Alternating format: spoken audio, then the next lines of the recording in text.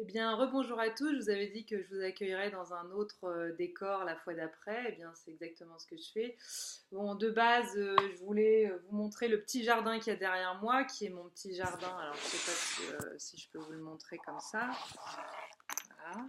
Alors, c'est un peu sombre, je m'en excuse. J'essaierai de mettre une source de lumière la prochaine fois. Voilà. Je ne sais pas si on voit bien. Voilà, c'est un petit jardin intérieur, en fait, un petit jardin d'intérieur. Voilà. Et à côté, vous avez une superbe pièce que j'ai réalisée au stage Énergie des baleines avec Mathilda Moutoussamy, que j'embrasse si jamais elle me regarde, ce qui n'est pas garanti, parce que je pense qu'elle a une vie bien remplie, cette chère sœur de lumière. Et puis, voilà, ça donc, vous voyez, voilà, ça c'est mon bouclier médecine que j'ai pas pu finir, mais c'est mon bouclier médecine euh, associé aux 13 mères originelles. Voilà. Donc voilà. Alors moi, ce qui m'amène à vous là, c'est que je viens de m'offrir une séance de travail commun avec une amie qui est elle aussi médium et qui est aussi thérapeute et peintre aussi.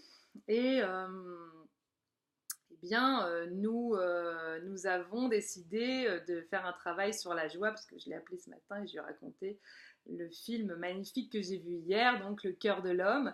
Et en fait, on a l'habitude de faire des séances toutes les deux, ensemble, de travailler ensemble comme ça, pour se faire un peu évoluer en fait, hein, voilà, pour s'enrichir l'une l'autre.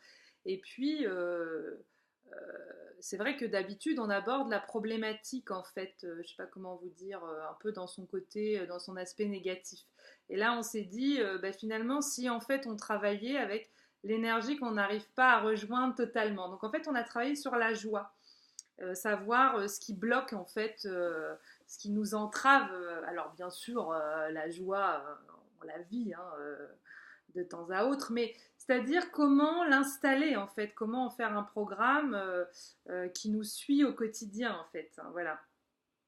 Donc moi, ce qui m'est venu là en guidance, en fait en canalisation, j'ai reçu des informations sur la joie et en fait on est allé contacter le rapport que, entre autres je vais parler de moi parce que je ne vais pas parler d'elle, hein, le rapport que par exemple j'ai entretenu avec la joie. Alors ce qui m'est venu directement c'est de parler, enfin le rapport que j'entretiens avec la joie en règle générale. Ce qui est venu directement ça a été de parler du lien que j'entretenais enfant avec la joie.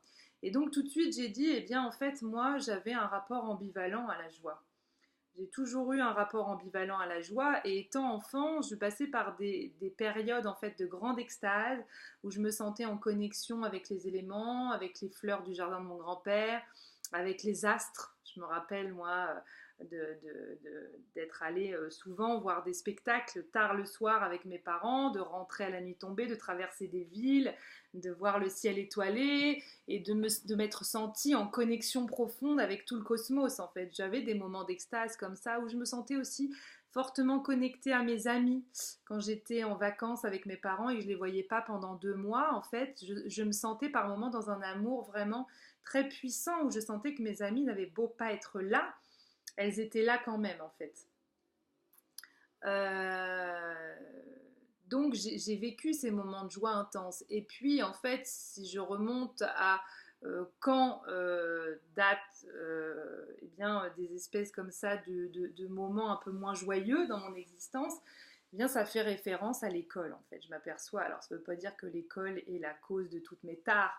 Bien sûr, mes parents ont dû activer aussi quelques boutons qui fassent que ça aurait été pas forcément évident non plus. Je ne sais pas si je mets une guirlande là, si ça fait un peu plus de lumière. Je sais pas où la mettre. Je trouve que c'est un peu sombre. Ah, voilà. On va se la mettre comme ça. Non, mais non, ça fait rien, hein. Oh bon, non, d'accord, vous voyez pas en fait. C'est pénible ça. Je vais me la mettre autour comme ça. Voilà, comme ça, c'est source de joie. Je suis lumineuse, c'est parfait ça. Oh, en plus, ça me réchauffe, c'est super. Bon voilà, hop là, regardez comme ça on éclaire mon visage. Oh là là, oh là là, pour le coup je suis dans la joie, mais en plus de ça je suis en train de déglinguer ma guirlande. Donc voilà, hop là.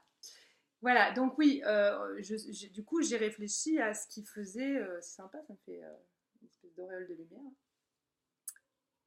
Hop là, super, on va jouer avec ça.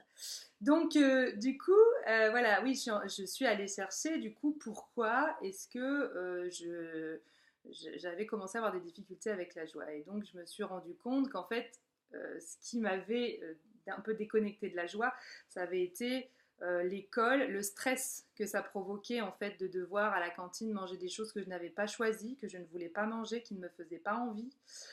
Et le fait, donc ça c'est pour l'école maternelle, parce que j'avais pas de stress à l'école maternelle, j'étais très heureuse, moi je naviguais dans des activités artistiques, c'est très souple la maternelle à côté de l'école primaire, donc voilà, je naviguais facilement, et puis en plus de ça, j'étais considérée vraiment comme une enfant agréable, donc j'avais pas de difficultés en fait, vraiment, je rencontrais aucune difficulté, j'avais bien une gamine qui était un peu jalouse à l'école, qui était surtout un peu méchante et un peu violente, et qui un jour m'a fracassé l'arcade sourcilière sur une dalle en béton. Donc ça a fracassé quelque chose en moi parce que moi j'étais très gentille avec cet enfant que je sentais vraiment en grande difficulté. Et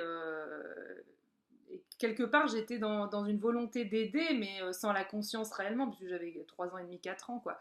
Mais j'ai pas compris en fait cette violence et j'ai compris plus tard, des années plus tard, parce que je la côtoyais encore, que c'était de la jalousie en fait et que du coup elle m'avait fracassé la tête sur la dalle en béton. Ma mère est venue me chercher, je pissais le sang de tous les côtés, c'était un bonheur. Mais voilà, donc vraiment j'ai vécu le stress aussi de la sieste où on nous imposait de dormir alors que moi j'avais pas envie de dormir quoi. Donc ça m'a créé vraiment du stress. En fait le stress est un ennemi profond de la joie. C'est ce qu'on a compris en faisant ce travail ensemble tout à l'heure. Et il y a autre chose aussi, c'est qu'après je suis arrivée à l'école primaire. À l'école primaire j'ai commencé à rentrer dans la compétition et la comparaison aux autres. Parce que j'étais dans un système, alors je ne sais pas si toutes les écoles fonctionnent comme ça, mais à mon sens c'est absolument délétère, il faut arrêter de faire ça. Nous on avait des classements. C'est-à-dire que la maîtresse ou le maître nous disait à chaque fin de trimestre, bah, toi t'es la troisième, toi t'es le premier, toi t'es le deuxième, toi t'es le 25e de la classe, toi t'es le 27e de la classe, toi t'es le 15e. Donc ça mettait la pression parce que non seulement déjà, même si on n'était pas au courant de qui et quoi et à quelle place, déjà ce serait dur de savoir que on est classé comme ça, mais en plus de ça, vous avez la pression de savoir que l'instit va dire à toute la classe à quelle place vous êtes. Alors pour autant, j'étais pas une mauvaise élève, j'étais pas, mais par moments, suivant les classes, j'étais au milieu, j'étais très moyenne. Et du coup, ça me mettait la pression avec en plus toutes mes copines qui à la récré disaient toi t'es combien, et moi je suis sixième, et moi je suis première, et moi je suis ci, et moi je suis ça. Et en fait, ça c'est hyper délétère parce que ça crée de la compétition et de la comparaison entre les êtres, ça nous coupe de notre joie parce qu'en fait, ça nous empêche d'être qui nous sommes réellement. Ça veut dire que pendant que nous sommes occupés à être meilleurs que l'autre, nous ne sommes pas occupés à être nous-mêmes, dans notre puissance et dans notre quintessence. Ça veut dire que nous sommes sans arrêt en comparaison avec ce que l'autre a fait et que nous devrions avoir fait aussi. Et je m'aperçois qu'après, le problème, c'est que c'est une construction qui s'enracine en nous et qui fait que nous restons comme ça, euh, eh bien, avec une façon de fonctionner qui n'est absolument pas juste. Euh, donc, euh, donc voilà, moi j'ai vraiment souffert en fait à l'école et après je m'aperçois que ça se répercute sur la vie professionnelle puisque j'ai des gens en séance qui me disent c'est terrible parce que à mon boulot je suis un super bon élément, je suis bien notée etc. Mais j'ai tellement été un mauvais élève qu'en fait je me dis toujours qu'un jour on va découvrir qu'en fait je fais pas le taf correctement et qu'on va me virer en fait. On va se rendre compte qu'en fait je suis une brêle, je suis une merde. Et vous vous dites, mais c'est terrible, ça veut dire que l'école laisse des traces sur les êtres. Ça veut dire que même une fois sorti du système scolaire, qui est un système souvent qui ne correspond pas à la plupart des enfants en fait, eh bien ça donne des adultes qui sont déconstruits aussi dans leur rapport au travail en fait. Puisque après, c'est une reproduction de l'école en fait le travail. Puisque c'est pareil, vous avez des classements, de la compétition, et si tu fais pas ça, le truc va te prendre ton poste. Et en fait, eh bien, ça vous coupe de la joie, ça vous coupe de la joie, puisque, en fait, qu'est-ce qui nous coupe de la joie? C'est tout ce qui nous empêche d'être parfaitement nous-mêmes. Et quand on se compare aux autres, on n'est pas nous-mêmes. On est une espèce d'ersatz, on est espèce de reproduire, enfin on est dans un truc pour reproduire ou pour essayer de jouer un rôle qu'on n'est pas, en pensant que ça va correspondre eh bien, à ce que les autres attendent de nous. En fait, pour entrer de plein pied dans la joie, il faut commencer par être pleinement soi, en fait, sans avoir peur de ce que les autres vont penser de nous. En fait, c'est s'aimer tellement puissamment que de se dire, mais moi, si je ne suis pas moi-même, je me perds. Et donc, je m'aime suffisamment pour ne pas me perdre. Et je me donne le droit d'être dans ma vérité, même s'il faut pleurer, même s'il faut taper du poing, même s'il faut mettre des patates en face. Alors, je m'entends, fracassons pas tout le monde, mais ce que je veux dire par là, c'est soyons nous-mêmes, en fait, pour entrer de plein pied dans la joie, en fait. C'est ne pas se cadenasser, ne pas... voilà.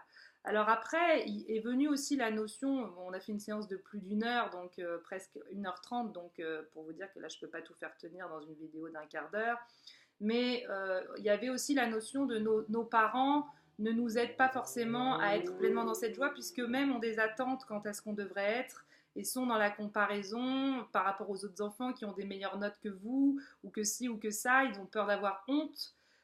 Donc ils sont... Alors tout ça c'est inconscient la plupart du temps.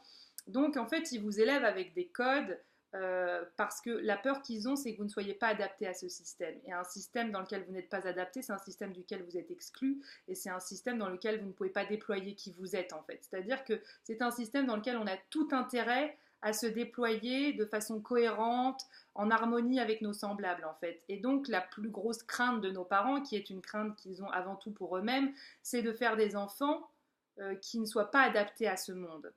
Donc forcément, ils vous donnent les codes, ils vous enferment même dedans quelquefois pour que vous puissiez correspondre en fait à tout ça et que vous puissiez avoir un semblant de joie ou que eux ils aient l'impression que vous soyez heureux parce que de la joie découle le bonheur et le sentiment d'être heureux en fait. Donc voilà, c'est ça, on est enfermé en fait dans des codes de société dans lesquels nos parents nous enferment, alors soit pour nous protéger en fait, soit parce que eux-mêmes ont peur d'avoir honte, d'avoir mis au monde des progénitures qui sont inadaptées. Parce qu'il ne faut pas l'oublier ça. Les parents, quand ils ne sont pas dans l'amour inconditionnel, et c'est souvent le cas, et c'est pas une pierre qu'il faut leur jeter, l'amour inconditionnel c'est très compliqué à atteindre. C'est pas évident du tout, ça se travaille au quotidien. Quelquefois, on met une vie avant d'arriver à ça. Et bien quand ils ne sont pas dans l'amour inconditionnel, ils vous aiment avec un tas de conditions. Donc ça revient à ce que je vous ai dit dans plusieurs vidéos, c'est sois sage, mets ta serviette ici, qu'est-ce que tu fais là, finis ton dessert avant de sortir de table, range ton cartable, va te laver souillon. Voilà, vous voyez, et tout ça, ben, ça vous enferme dans dans des codes, mais parce qu'aussi, ces parents-là, ils se disent, bah, il faut lui enseigner à bien manger correctement, à bien se tenir à table, parce que si elle ne se tient pas correctement en société, elle est capable de se faire virer, de se faire déglinguer. On ne peut pas la laisser ne pas se laver pendant 3 jours. Va te laver, dépêche-toi. Qu'est-ce que c'est que ça? Elle a une robe tachée de boue. Bah oui, parce qu'elle a préféré courir dans la nature, courir dans les bois, grimper dans les arbres. Et oui, mais bon, non, chérie, il faut aller se laver parce qu'il faut aller se laver, il faut se coiffer les cheveux, il faut changer de robe. Là, oulala, mon Dieu, ça va pas aller. Si tu vas à l'école comme ça, tout le monde va te rejeter. Et au final, on passe notre temps à être enfermé dans des codes, mais quand est-ce qu'on est nous-mêmes? Et c'est là que se trouve la joie. Et la joie, c'est pas quelque chose qui vient de l'extérieur. La joie, ce que je voudrais vraiment dire, c'est comme l'amour. L'amour de soi, on peut pas le prendre à l'extérieur. On peut pas attendre de l'autre qui nous aime à notre place. On peut pas non plus attendre que la joie vienne de l'extérieur. La joie, c'est d'abord un sentiment qui se cultive à l'intérieur. C'est une lumière intérieure qu'on fait grandir.